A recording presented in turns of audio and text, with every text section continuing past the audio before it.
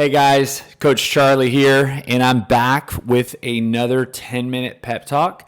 So as you guys remember, I introduced this concept not that long ago, but I'm going to be weaving these into our podcast series along with interviews and along with some other items that we're including, like coaches sharing on the podcast and updates, and there's a lot coming here. So just stay tuned to the podcast. But the purpose of the 10-minute pep talk is for you to be able to take away something in a very short period of time that I'm going to share with you that's brought to light based on something that has happened to me in the last week or two.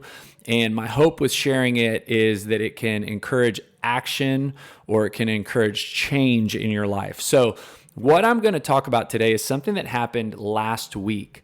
I was working out and I was doing back squats. And maybe you guys remember we had workout programmed 5-3-2 rep wise, and then 5-3-2, and then 5-3-2. Well, on that third cycle of the rep of 3, I felt something in my back.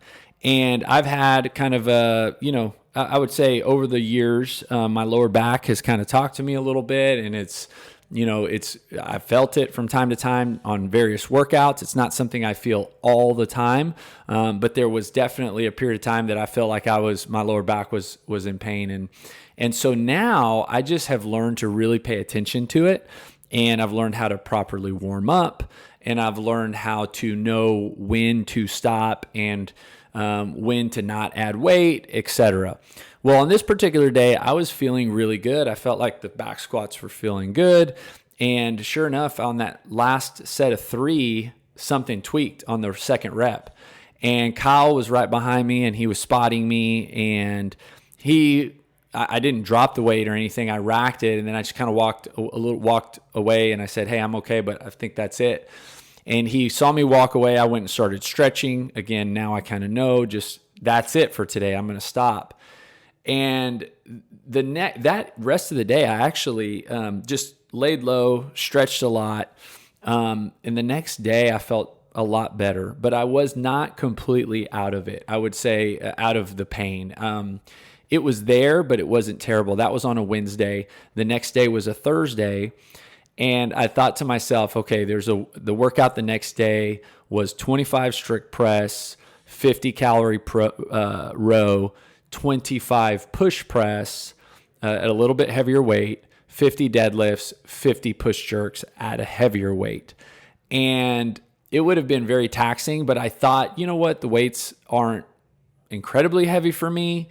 My back's feeling a little bit better. And I had come into the gym kind of thinking I was going to just do the 8 o'clock class. And Kyle asked how my back was doing. And I mentioned to him, I said, well, it's better. It's not completely like no pain, but it's better. And I kind of teased to him, I told him I considered doing a row workout. And he goes, I think that'd be a good idea. And at that moment, I didn't necessarily really think that I was going to follow through with doing the row workout, meaning row only and not do the class workout.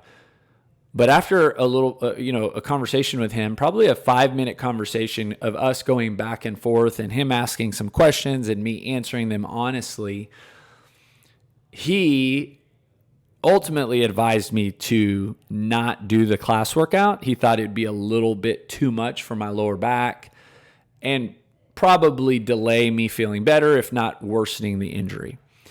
And I listened, and I actually said, okay. And I pulled a rower out into the area over here that's away from the class. And I just did a row workout, which would be a lot easier on my lower back because, again, I was not in tremendous pain to where I couldn't bend over.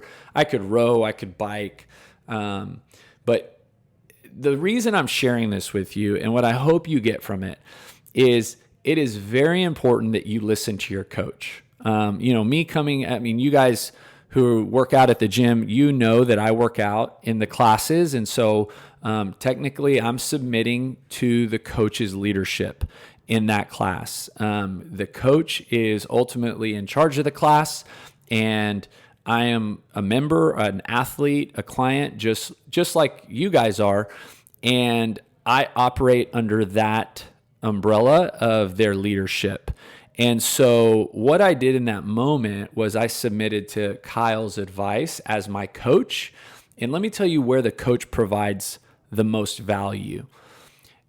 We, as the people who are experiencing maybe the pain, or maybe we're experiencing the desire to push harder, or maybe we're experiencing whatever it is, it's an emotional desire, it's an emotional discomfort in the moment that the person that the coach is does not feel the same emotional discomfort, emotional desire that we feel, because it's not them. They're not emotionally attached to that because it's not them. And so they can see things that gives them a great perspective, and that gives them a great vantage point, is they can see things differently than we can. Plus, a coach is really looking out for your best interest, not for their own. They're really looking at it from, in Kyle's case, like he has no benefit to me doing the class or not doing the class. Like he's really just looking at it for my best interest. He's looking at it saying, hey, Charlie, based on, and he's, known me for a while, so he knows we've had conversations about low back, and he knows some of the things that trigger me, and same with you guys. Robert, Kyle, Perrin, they're coaching you, so they kind of know based on these conversations, these small conversations that you're having every now and then, what are the things that you're desiring, what are the things that trigger you, what are the things that maybe hurt you, and so it was in my best interest in that moment to take Kyle's advice. And what I hope this podcast, this 10-minute pep talk enlightens you with is to listen to your coach.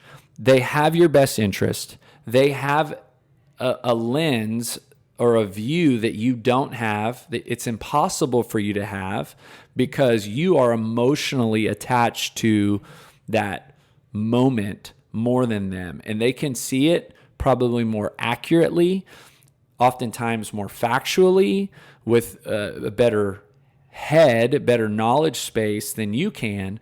And so whether that coach says, hey, I don't think you should do that much weight, or hey, I think you should actually modify that movement and maybe do this, or maybe that coach says, hey, for today, I would actually rather you do, and then fill in the blank. My advice would be to always listen to your coach. They have your best interests in mind. That's why you're coming here, is to be coached, to be held accountable. And sometimes that means they're going to ask you to actually do more weight, or maybe they're going to ask you to push a little bit harder because they know you can, right? It's not always going to be taking things down. It's sometimes it's turning it up. And actually my hope with this is that you embrace that, and that you actually look forward to that part of your experience at the gym, that you get to be coached, that you get to have somebody who's looking out for your best interest. So like I said, I hope this encourages you today. I hope that you're able to take something away. Keep an eye out for these 10-minute pep talks, and if you ever have anything that you're hoping that I share more on, just shoot me a message, get in touch with me, and let me know. All right, guys, have an awesome day. Keep working out, keep eating right. See you later. Bye.